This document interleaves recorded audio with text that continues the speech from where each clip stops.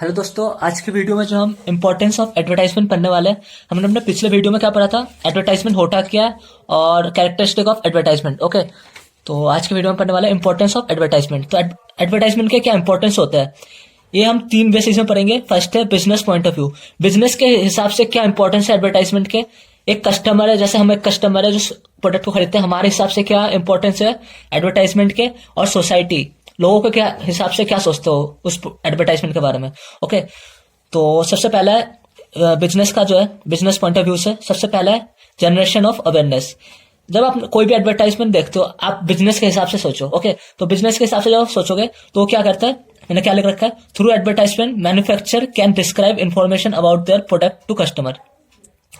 जो एक कस्टमर को एक प्रोडक्ट की मतलब नॉलेज होना बहुत ज्यादा इंपॉर्टेंट है, तो एडवर्टाइजमेंट के थ्रू वो नॉलेज प्रोवाइड करा। जैसे आपने बहुत सारा एडवर्टाइजमेंट देखा होगा, उसमें बताया जाता है कि कितना इसमें प्रोटीन है, कितना कार्बोहाइड्रेट है, तो ये सब बताया जाता है एडवर्टाइजमेंट में। ओके, तो इस क्या होता है, जनरेशन ऑफ अवेयरनेस, लोगों को उस प्रोडक्ट की तरफ अवेयर करवाया जाता है उस कंपनी के द्वारा। ओके, तो बिजनेस का फायदा होता है कि एडवर्टाइजमेंट के थ्रू इनका हो पाता है।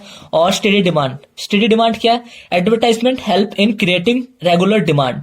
स्टडी डिमांड मतलब डिमांड, लोग उस प्रोडक्ट की तरफ डिमांड कब रखेगा, जब आप कोई एडवर्टाइजमेंट देखते हो। ओके, और जब मार्केट में आप प्रोडक्ट खरीदने जाते हो, जैसे आपने शॉप का एडवर्टाइजमेंट देखा और आपको साबुन चाहिए, आप मार्केट में गए, आपने उसी एडवर्टाइजमेंट वाला, जैसे एग्जांपल ले लो, डेटॉल का साबुन आपने देखा, और डेटॉल का साबुन जब शॉप पे गए, डेटॉल है और एक तरफ डव है, आप क्या सिलेक्ट करोगे, डेटॉल, क्योंकि उसका एडवर्टाइजमेंट आ रखा है, तो आप सोचोगे ये अच्छा प्रोडक्ट होगा। तो वो क्या करता है, एडवर्टाइजमेंट स्टडी डिमांड बढ़ाता है उस प्रोडक्ट की।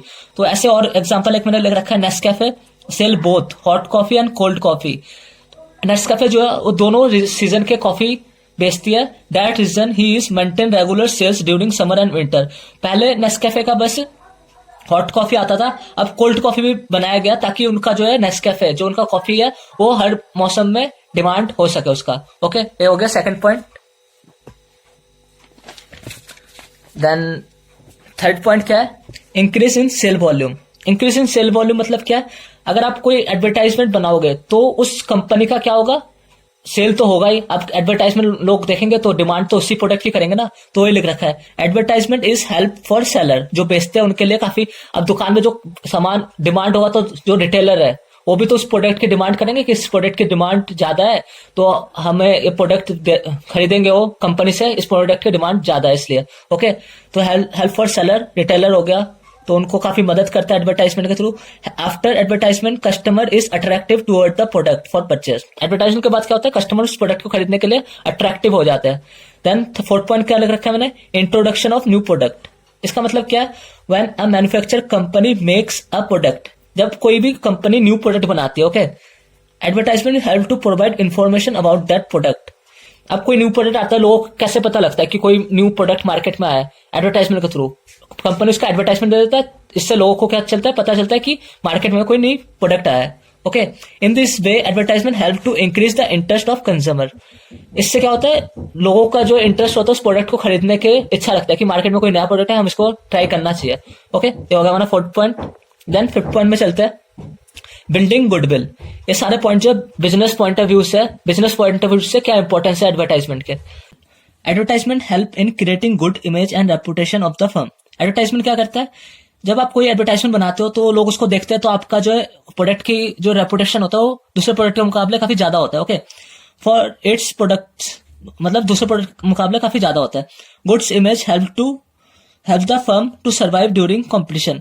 अब आपका इमेज अगर अच्छा होगा मार्केट पे, तो आपको कंपटीशन से हट जाओगे, मतलब आपकी डिमांड ज्यादा होगी चाहे कितने भी कंपटीशन हो। जैसे आपने साबुन का देखा है, कितने सारे साबुन है, अगर आपका एडवर्टाइजमेंट टीवी पे आता है तो आपका साबुन जो है लोग ज्यादा डिमांड करते हैं, क्योंकि आपका जो गुडविल वो ज्यादा है। जैसे आपने सुना होगा डेटॉल, जिसका गुडविल ज्यादा होता है, ऐसे लोगों की डिमांड होती है। ओके, ये तो हो गया बिजनेस पॉइंट ऑफ व्यू से।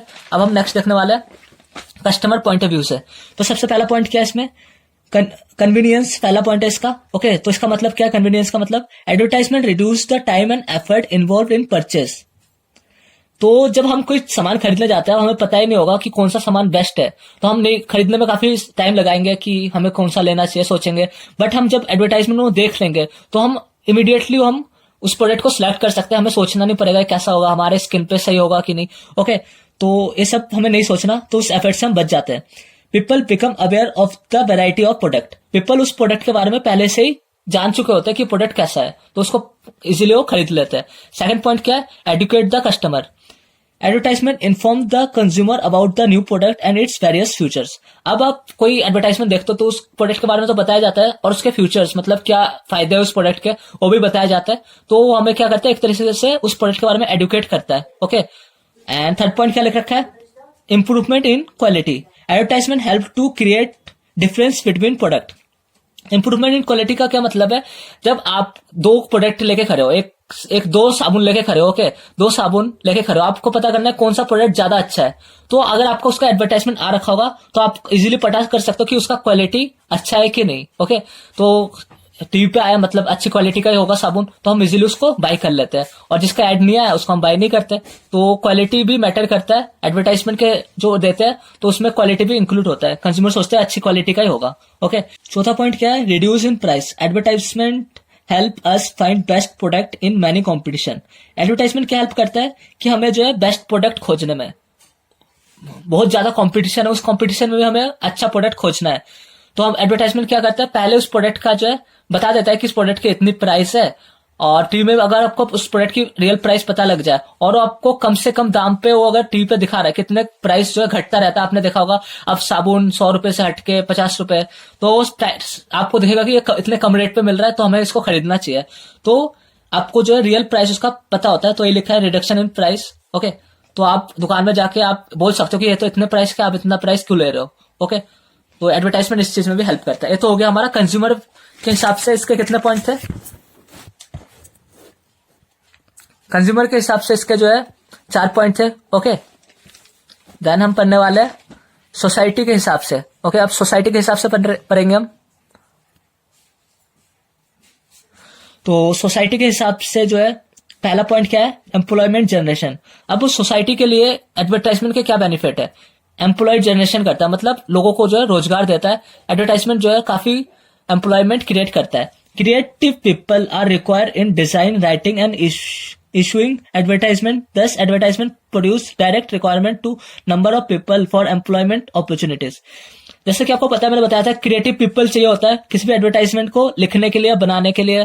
जब आप टीम में देखते हो वो किसी ने तो बनाया उस एडवर्टाइजमेंट को, तो ये जो है डायरेक्टली क्या करता है, रिक्वायरमेंट करता है लोगों की कि हमें लोग चाहिए जो इस काम को कर सके। तो ये एम्प्लॉयमेंट जारी करता है कि हमें लोगों की जरूरत है काम के लिए। ओके, पहला तो सोसाइटी के लिए काम करता है एडवर्टाइजमेंट। दूसरा क्या काम करता है? Higher standard of living. Through advertisement we become aware of various kinds of goods and services. Advertisement की सहायता से हमें क्या पता लगता है कि उस प्रोडक्ट के बारे में पहले से हम पता लग जाता है कि प्रोडक्ट हमारे लिए अच्छा है कि नहीं। ओके, तो ये लिख रखा है मैंने, through advertisement we become aware of various kind of good and services. हमें पहले उस प्रोडक्ट के बारे में जानकारी मिल चुकी होती है। And available in the market, that reason it help to increase in standard of living. अब वो प्रोडक्ट जो है मार्केट पे मिलेगा तो हम उसी को खरीदेंगे, और जब हम उससे शो ऑफ भी करते हैं कि जैसे महंगी महंगी जो कार होती है वो आप खरीदोगे, तो उससे आप हमारी क्या है, अपने लिविंग स्टैंडर्ड में भी सुधार होता है। ओके, तो आप दिखा सकते हो कि मेरे पास इतना महंगा कार है, तो इसलिए भी ये एडवर्टाइजमेंट जरूर होता है। एक हायर, क्या लिखा है मैंने, हायर स्टैंडर्ड ऑफ लिविंग। अपने लिविंग स्टैंडर्ड को रहने सहने के सुधारने के लिए एडवर्टाइजमेंट जरूरी होता है, ताकि हमें अच्छा प्रोडक्ट खरीदना है तो एडवर्टाइजमेंट के थ्रू हम पता लगता है कि ये प्रोडक्ट अच्छा है, इसको हम खरीदेंगे तो हमारा जो है रेपुटेशन बढ़ेगा। ओके, तो स्टैंडर्ड ऑफ लिविंग भी इंप्रूव करता है एडवर्टाइजमेंट। क्या लिख रखा है मैंने, substance the press. It has been provided through various research that advertisement provide almost 55% of the cost of magazine and newspaper. अब एडवर्टाइजमेंट क्या करता है, जो एडवर्टाइजमेंट बनाती है वो जो है रिसर्च में पता लगा है कि 55% जो है खर्च करता है किस पे, न्यूज़पेपर एंड मैगजीन पे, वो एडवर्टाइजमेंट देने में। इससे क्या होता है, जो न्यूज़पेपर बनाते हैं और मैगजीन बनाते हैं उनको जो है काफी पैसे मिलते हैं इस चीज से। तो ये अच्छी खबर है एक सोसाइटी के लिए। ओके, तो 3 पॉइंट सोसाइटी के हो गए। तो हमने इस पे क्या पढ़ा, इंपॉर्टेंस ऑफ एडवर्टाइजमेंट। अब नेक्स्ट टॉपिक में हम पढ़ेंगे टाइप्स ऑफ एडवर्टाइजमेंट। तो इस वीडियो के लिए बस इतना ही।